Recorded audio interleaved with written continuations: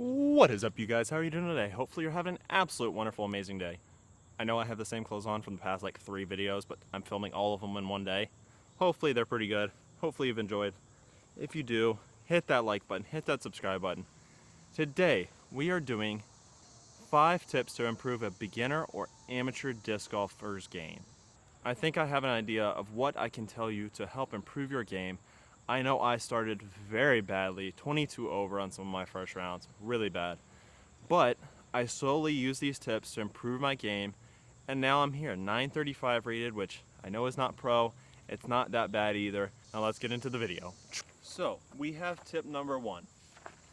I think the biggest thing that helped me was starting this YouTube channel. Now I'm not telling you to go start your own YouTube channel, which if you want, go for it. It's a ton of fun, a little bit of challenging with thumbnails, editing, and all around just a ton of fun.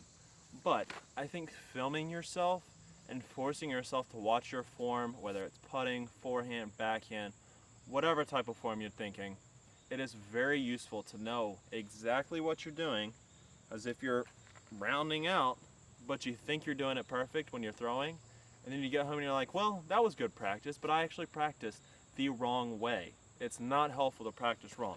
So if you can get out, even with your phone, set up on a tripod, have somebody else hold it, film yourself throwing. It is a perfect way and great way to improve your game.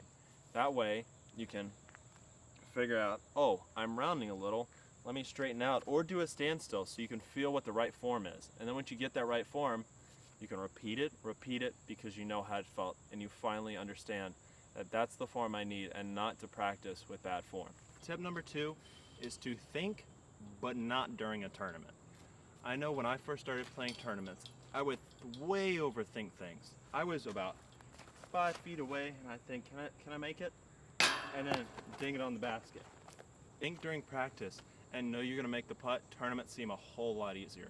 Because you know you've practiced this course and you know that line is what I need to hit and I'm gonna hit it.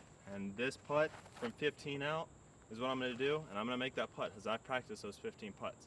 So then you're not overthinking like, where do I need to aim? Do I need to aim right here, right here? You're just making the putt. It's a lot easier to practice, to think during practice and not during tournaments. So think, but don't think. Something that has really helped me as well is using the opposite disc. If you normally throw a high speed distance driver over stable, try to switch to maybe a mid-range or a flippy fairway. It will help you understand what you're doing wrong with your form. Because normally you can kind of beef up on the high-speed drivers, which causes you to turn your shoulders, open your body, and you're usually going to shank if you throw a lower speed disc. So if you can learn to slowly go into your throw, be smooth, as Simon Lizotte says, smooth is far, far is smooth.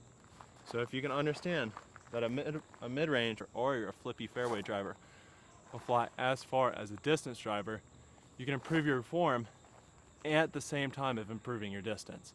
So throw lower disc, throw understable disc so you're not practicing bad form.